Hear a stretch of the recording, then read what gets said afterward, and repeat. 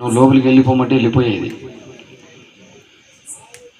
తర్వాత ఇద్దరు కలిసి మాట్లాడుకొని దాని సమస్యను పరిష్కరించుకునే వాళ్ళు, ఇద్దరు భార్య భర్త. అలాగున ఇద్దరు కుమారులు వేరే ప్రాంతంలో ఉన్న, కూతురు వేరే ప్రాంతంలో ఉన్న ఇద్దరు భార్య భర్తలు చాలా అన్యోన్యంగా ఆమె జీవితాన్ని కొనసాగించుకుంది. నేను అప్పుడప్పుడు వచ్చి ఇంటి దగ్గర ఇంట్లో చూసేవాడిని. నేను ఆమె కట్టె పుల్లలు తీసుకొని వచ్చి, లేక గ్యాస్ ఉంటుంది సపరేట్గా, అది వేరు. ఏదన్నా చిన్న ఏదన్నా ఆమె అదే నీళ్ళు కాబెట్టుకుని వైర్ చిన్న ఏదన్నా చేసుకుని కట్టె పుల్లలు తీసుకొచ్చుకుంటుంది. ఆ కట్టె పుల్లలు ఆమె పొయ్యి దగ్గర అమర్చడం చూస్తే నేను ఒక మంచి గోడ కట్టడము అంత నీట్గా ఆమె పుల్ల మీద పుల్ల అమర్చి పెట్టి చక్కగా నీట్గా ఇల్లును శుభ్రం చేసుకుంటుంది, శుభ్రంగా పెట్టుకుంటుంది. నేను చాలా వరకు చూసాను. అంత ఆమె నీట్నెస్ కూడా మెయింటైన్ చేస్తుంది, అంత క్రమశిక్షణ కూడా ఉంది. ఈ పిల్లలను చాలా వరకు తన కుమారుడు అందరినీ కూడా పోషించుకుంటూ వచ్చింది. చాలా వరకు నేను ఎందుకు చెప్తున్నానంటే, నేను వాక్యము మన ఆయన కొద్దిగా వివరణ మంచిది. నేను ఆమె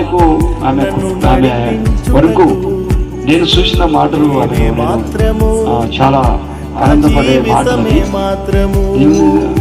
ఆమె ఖచ్చితంగా ఆమె దీనత్వము దేవుని దగ్గర ఉంచుకుంటుందని నేను నమ్ముతున్నాను. అదే దాన్ని ఏమంటారంటే, దీనులను కనికరించే వారు ధన్యులు అంటారు. ఆ కనికరం అనేది చాలా వరకు మనకు అవసరం. ఆ దీనత్వంలో మనం ఉండాలి. ఇంతవరకు నేను పాస్టర్ గారు చాలా వరకు చెప్పారు. నేను ఎన్నడూ కూడా బాధపడలేదు. మన పిల్లలు ఆరాధన పెట్టుకుంటున్నారు, మన పిల్లలు సంఘాన్ని డెవలప్ చేస్తూ ఉన్నారు, మన రక్త సంబంధికులు ఒక ఎదిగిపోతా ఉన్నారు.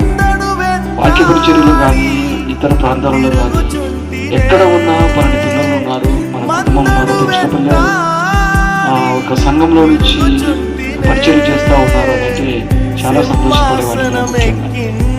ఎందుకంటే ఇక్కడ సంఘాన్ని స్థాపించింది నేనే. చిన్నప్పుడు నందికొట్టుకురు బాలజీవాలను చదివించిన తర్వాత మొట్టమొదటిగా పండుగ స్టార్ట్ చేసింది నేనే. పండుగ స్టార్ట్ చేసిన పందిరి వేసుకోవడము, 4 కర్రలు పాతకడము, దాని మీద ఆకు వేసుకోవడము, అది ఆకు అది కానుగాకు తీసుకొచ్చి వేసుకోవడము, అని శిలువను మేమే చెప్పుకుని కర్రలను తయారు చేసుకుని నేను మా మామయ్య పెద్ద మామ చేసుకుని మొదటగా శిలువను గ్రామంలో తిరిగి వచ్చడం జరిగింది. ఆ రోజు నేను పండుగ ఇక్కడ చేసుకోవడానికి క్రిస్మస్ పండుగ చేసుకోవాలని నేను అందరికి చెప్తే అందరూ వండరై చూశారు, క్రిస్మస్ పండుగనా అని. అంటే ఆ కృష్ణమూర్తి పండుగలే అన్నారు లాస్ట్. సరే మొత్తానికి కృష్ణమూర్తి పండుగ కాదమ్మా తల్లి, క్రిస్మస్ పండుగ అంటే ఏమి క్రీస్తు పుట్టిన పండుగ, యేసు క్రీస్తు పుట్టిన పండుగ, ఇది మనం ఆచరించుకోవాలి. మన కొరకు దేవుడు పుట్టాడు అని. నేను స్నానం చేయాలమ్మా అని మా అమ్మతో అంటే నోరు ఎల్లబెట్టి చూసేవాడు, స్నానమా ఏందమ్మా స్నానం నీళ్ళు పోసుకోవడమా స్నానం అంటే కూడా తెలియదు నిజంగా. అంటే మన సంఘము ఎంత అనాగరికము ఉన్నదో, ఎంత అనాగరికం నుంచి మనము ఎంత నాగరికతలోకి వచ్చామో, మన కుటుంబాలు కట్టబడినాయి, మన కుటుంబములతో పాటు మన పిల్లలు కట్టబడ్డారు, మన పిల్లలతో పాటు మన పిల్లలు కట్టబడ్డారు, మన పిల్లలతో పాటు మన యొక్క తరతరాలు దేవుని యొక్క ఆరాధనలు యేసయ్యను మహిమపరుచుకునే గొప్ప ధన్యతలు మనం ఉన్నాం. దేవునికి స్తోత్రం కలుగును. హల్లెలూయా. అది నాకు చాలా మనిషి ఉన్నప్పుడు విలువ తెలియదు, కానీ మనిషి పోయిన తర్వాత విలువ తెలుసు. నిజంగా నేను చెప్తాను. ఎందుకంటే సంఘాన్ని కాపాడుకోవాల్సిన బాధ్యత మనదే, సంఘాన్ని నిలబెట్టుకోవాల్సిన బాధ్యత మనదే, సంఘాన్ని ముందుకు తీసుకోవాల్సిన బాధ్యత మనదే. మనం ఎన్ని విధాలుగా మనము పనులు చేసుకుంటున్నా, మన పనులన్నీ కూడా పక్కన పెట్టి దేవుని కొరకు సంవత్సరంలో కొన్ని రోజులు దేవుని కొరకు కేటాయించి దేవుని పని కొనసాగించుకోవాలి. నీవు దేవునికి ఏం చేసి, దేవుడు ఒక్క మాట అడిగితే రాత్రి నువ్వు పండుకున్న తర్వాత, నా కొడుకు నువ్వు ఏం చేశావమ్మా, నువ్వు ఏం చేశావు నైనా, నా కొడుకు నువ్వు ఏం చేశావు నైనా, నువ్వు ఏం చేశావు మరి దేవుడు ఒక్క క్వశ్చన్ నీకు వేసినాడు అనుకో, నువ్వు గుండె వగిలిస్తావు. ఆయన ప్రేమ గల దేవుడు కాబట్టి నిన్ను వదిలిపెట్టాడు. ఆ క్వశ్చన్ వేసే వరకు నువ్వు నిద్రపోగా అట్లనే పనుకోకు, సోమర్థనంగా ఉండొద్దు. ఒక్కపారి దేవుడు క్వశ్చన్ వేస్తే నువ్వేం చెప్తావో చూసుకో, ప్రిపేర్ గా సిద్ధపడు. కాబట్టి దేవుని పని చేయి, దేవుని పని చేసుకుంటూ ముందుకు సాగుతా. మీరందరూ అభివృద్ధి చెందాలనే ఆశతో నేను చూస్తున్నాను. అందరూ కూడా బాగుండాలని ఎదురు చూస్తున్న బిడ్డ నేను.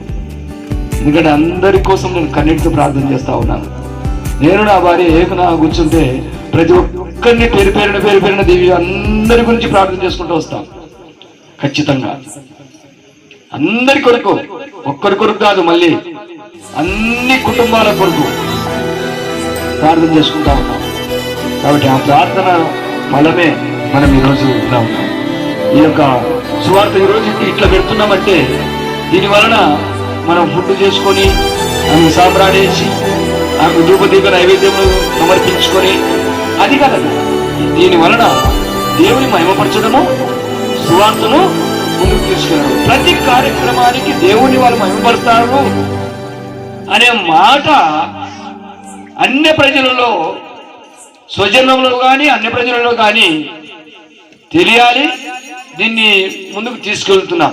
అది గొప్ప కార్యం. ఆ కార్యాన్ని చేయాలి. మనం ప్రార్థన చేస్తున్నామంటే మనం ఒక్కరి కోసం కాదు. ఇది స్వార్థ, ఇది సువార్త, ఇది దేవునికి మహిమ మనం చెల్లిస్తున్నాం. కాబట్టి మా అత్తమ్మ యొక్క ఆత్మ శాంతి దయచేయాలని కోరుకుంటూ నేను ఇంకా చెప్పుకుంటూ ముందుకెళ్తా. టైం లేదు, ఇప్పటికీ చాలా టైం అయింది.